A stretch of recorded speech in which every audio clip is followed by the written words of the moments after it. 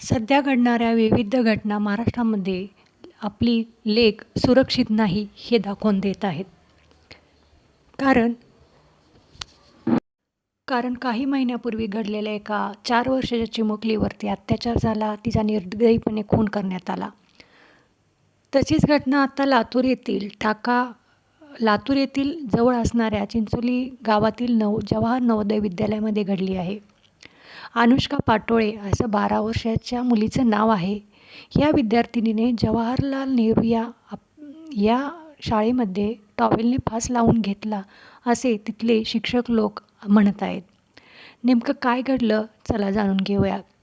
किरण पाटोळे यांचं कुटुंब औसा तालुक्यातील टाका येथे राहत होतं.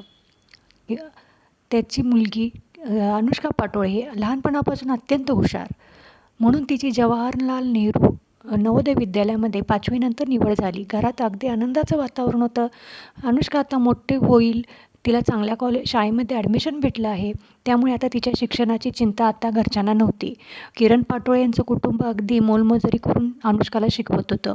अनुष्का ही एकुलती एक मुलगी त्यांच्या आईवडिलांची होती, त्यामुळे ती घरात सर्वांचीच लाडकी होती. परंतु रविवारी अचानक 9 वाजता किरण पाटोळे यांचा फोन वाजला आणि ताबडतोब तुम्ही सिव्हिल हॉस्पिटलला या असं सांगण्यात आलं. किरण पाटोळे यांना नेमकं काय झालं कळेना, म्हणून त्यांनी परत त्याच नंबरवरती कॉल केला. तिकडून फोनवरून सांगण्यात आलं तुम्ही सिव्हिल हॉस्पिटलला या, काही घडलं नाही, आल्यानंतर आपण चर्चा करू. सिव्हिल हॉस्पिटलला गेल्यानंतर किरण पाटोळे आणि त्यांच्या पत्नीला म्हणजे अनुष्काच्या आईला डायरेक्ट शवगृहामध्ये नेण्यात आलं आणि त्यांच्या 12 वर्षाच्या मुलीचा मृतदेह त्यांना दाखवण्यात आला. हे पाहून दोघे आईवडिलांच्या पायाखालची जमिनीच सरकली. नेमकं काय घडलं हे त्यांना कोणीही सांगण्यास तयार नव्हते. आईने हंबरडा फोडला, माझ्या लेकराला काय झालं, माझ्या लेकराला नेमकं काय झालं, माझं लेकरू असं करू शकत नाही. तेव्हा शाळेतले शिक्षकांनी सांगितलं अनुष्काने टॉवेलच्या साहाय्याने गळफास लावून आत्महत्या केली. परंतु 12 वर्षाचं लेकरू असं करूच शकत नाही असं या आईने टावं पडून सांगितलं. माझ्या लेकराचा घातपात झाला आहे असं आईचं मत आहे आणि तिच्या घरच्याचं मत आहे. म्हणून नंतर या घटनेच्या दुसऱ्या दिवशी लातूरमध्ये काही महिलांनी चक्काजाम आंदोलन केलं होतं. आरोपीला लवकरात लवकर शिक्षा करा, अनुष्कावरती अत्याचार केला आहे आणि तिचा निर्दयीपणे खून करण्यात आला आहे असं महिलांचं मत होतं. एका नामांकित शाळांमध्ये जर अशा घटना घडत असतील तर आपली लेक कुठे सुरक्षित आहे, मुलींना शाळेत पाठवायचं का नाही असा प्रश्न आता प्रत्येक आईवडिलाला पडल्याशिवाय राहणार नाही.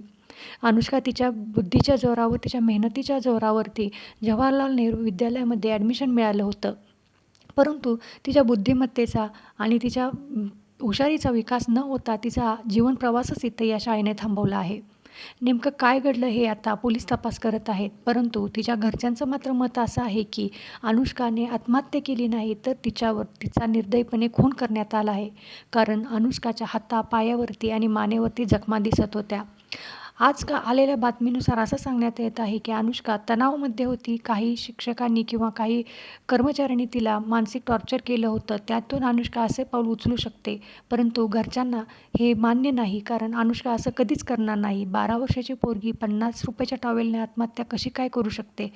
आणि त्याच्या अगोदर शुक्रवारी देखील आईला तिने फोनवरती सांगितलं होतं मी खूप चांगली आहे, मला येताना तू खाऊ घेऊन ये, मी सुट्टी लागली की येते म्हणून. त्यावेळी तिचं बोलण्यातून तिला असं कोणतंच टेन्शन आहे असं जाणवलं नाही. त्यामुळे आईचा हंबरडा स्पष्ट सांगत होता की माझ्या लेकराची हत्या करण्यात आली आहे.